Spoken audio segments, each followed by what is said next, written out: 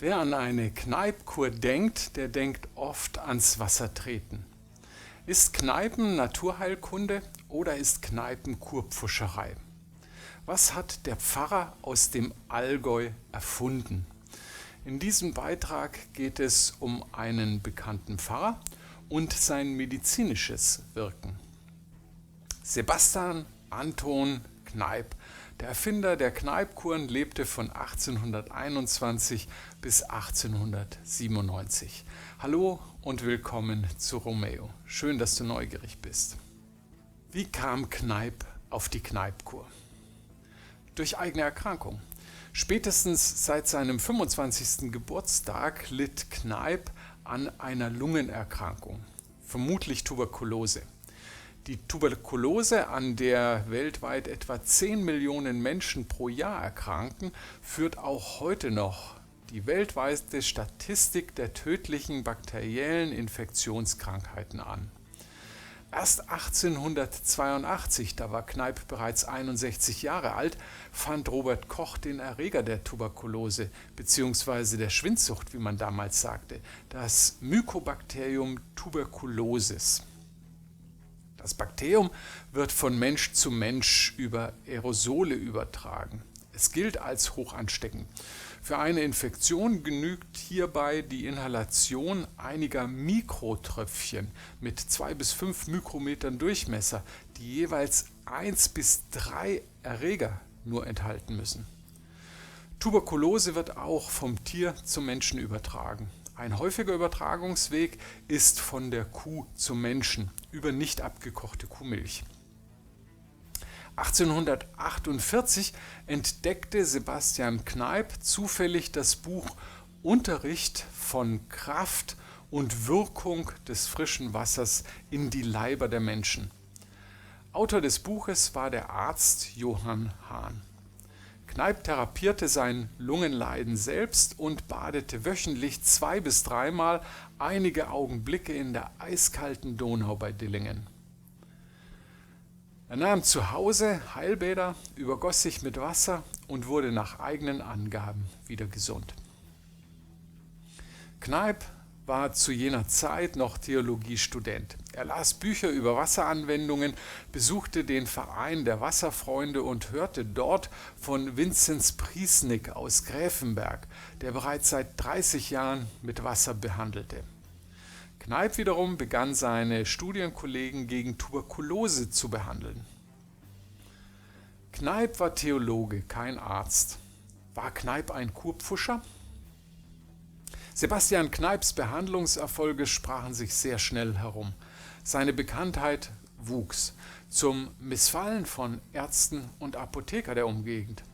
Und so wurde Kneipp der Kurpfuscherei angeklagt, weil er einer Cholera-Patientin heiße Wickel verordnete.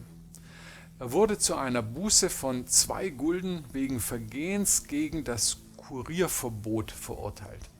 Ironischerweise ließ sich auch der Richter von Kneipp eine Kuranweisung gegen seine Gicht ausstellen. Juristen haben eben viel Moral, manche sogar eine Doppelmoral. Im selben Jahr brach eine Cholera-Epidemie in München aus und verbreitete sich in ganz Oberbayern und Schwaben. Cholera ist eine bakterielle Erkrankung, die vorwiegend durch verunreinigtes Trinkwasser auftritt. Die Krankheit kann symptomlos verlaufen, treten jedoch Symptome auf, ist die Sterblichkeit innerhalb weniger Stunden durch Dehydrierung hoch. Kneipps Vater war eines der ersten Todesopfer der Cholera-Epidemie. Als die Krankheit sich weiter ausbreitete, handelte Kneipp gegen die abgegebene Unterlassungserklärung. Ihm wurden später die Heilung von 42 erkrankten Personen zugeschrieben. Was war Kneipps Therapiekonzept? Was waren Kneipps Therapien? Kneipps Therapiekonzept lässt sich mit einer Hand aufzählen. Es besteht aus 5 Säulen. Wohltuende Wasseranwendungen, Anwendungen von Heilkräutern, ausgewogene Ernährung, ausreichend Bewegung und die Ordnungstherapie. Wohl am bekanntesten sind die Wasseranwendungen nach Kneipp, wobei sich Kneipp an der Wasserheilkunde des Arztes Johann Sigmund Hahn aus dem 18. Jahrhundert orientierte. Am bekanntesten ist wohl das Wassertreten und kalte Güsse, aber auch Armbäder. Der medizinische Effekt basiert auf der Temperatur des Wassers, nicht auf dem Druck. Als Reaktion auf kaltes Wasser verengen sich die Blutgefäße der behandelten Regionen. Nach der Behandlung tritt durch deren Erweiterung ein Wärmeeffekt ein. Es entsteht ein wohliges Wärmegefühl. Der Körper wird nachweislich belebt, das Immunsystem stimuliert und Nervensystem und Kreislauf gestärkt. Die Maßnahmen sind einfach und kostengünstig. Wassertreten lässt sich mit einem Eimer kaltem Wasser durchführen. Einfach die Füße wadentief rein. Und für kalte oder wechselwarme Güsse eignen sich heutzutage jede Dusche. Schon das vermehrte Durchatmen, wenn kaltes Wasser auf unsere Haut trifft, ist nachweislich gesund und stärkt die Atmung. Die zweite Säule der Kneippschen Therapie ist die Anwendung von Heilkräutern. Auch dies keine wirkliche Erfindung des Pfarrers aus dem Allgäu. Heilkräuter wurden schon Jahrhunderte vor Kneipp angewandt.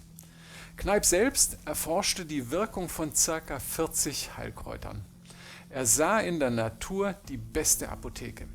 Er behauptete, jedes Kräutlein habe seine eigene individuelle Wirkung. Kneipp therapierte zum Beispiel mit dem Heublumensack, der befeuchtet und erhitzt am warm eingepackten Patienten zur Anwendung kam.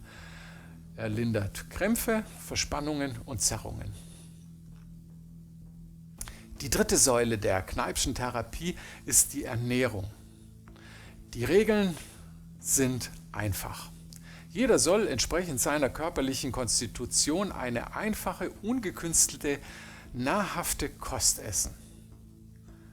Schon Kneipp erkannte, dass unausgewogene Ernährung zu Stoffwechselerkrankungen führt.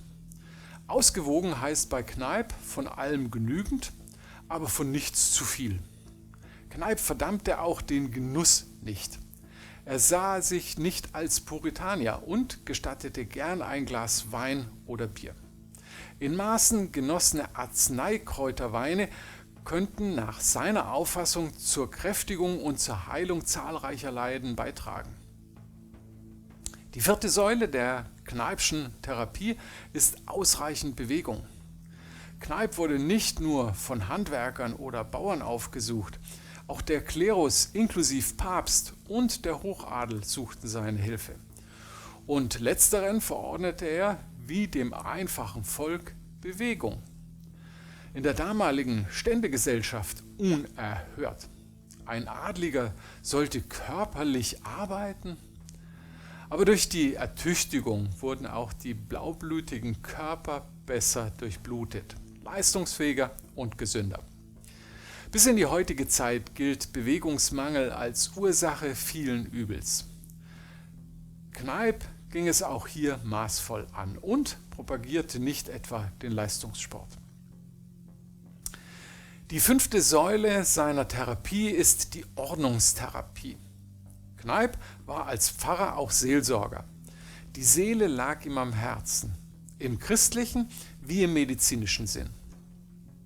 Im Maße liegt die Ordnung, jedes zu viel und jedes zu wenig setzt anstelle der Gesundheit Krankheit.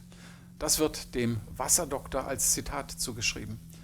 Heute nennt man es wohl treffend den strukturierten, ganzheitlichen Behandlungsansatz mit dem Ziel eines gesundheitsfördernden Lebensstils.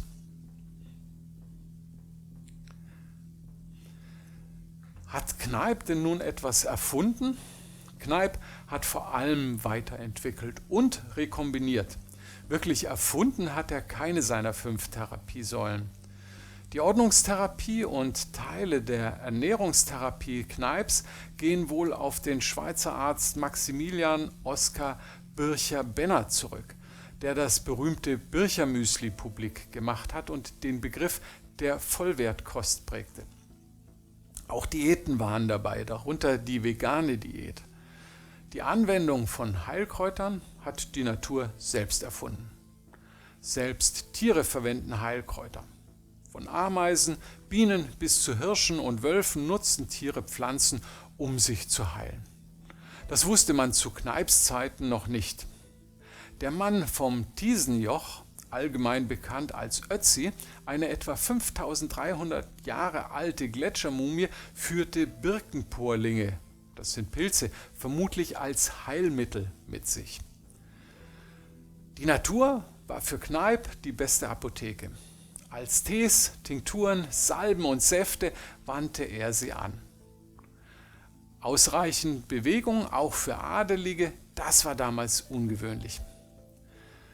Die Wasseranwendungen, die Kneipp so berühmt gemacht haben, gehen auf den Arzt Johann Siegmund Hahn zurück. Kneipp machte die Wasserkuren und das Wassertreten aber erst richtig populär.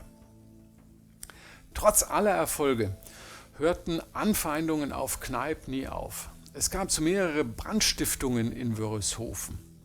Sie galten dem Kurhaus, der Redaktion der Kneippblätter und weiteren Einrichtungen. Die Presse, insbesondere die Augsburger Abendzeitung und die Leipziger Volkszeitung, kritisierten Kneipp damals scharf, warfen ihm unter anderem Profitgier und sogar die Verwahrlosung der zur Pflege anvertrauten Kinder vor. Wer heilt, hat eben doch recht. Und Kneipp wurde wegen seiner Heilerfolge sehr bekannt. Allerdings suchte er auch stets die Nähe der damaligen Schulmedizin und hatte nie das Bestreben, eine Alternative zur Medizin zu entwickeln. Kneips Methoden hielten Einzug in die Schulmedizin, in der Hydrotherapie, der Balneotherapien und der Heilkräutermedizin. Was ist von Kneipp geblieben?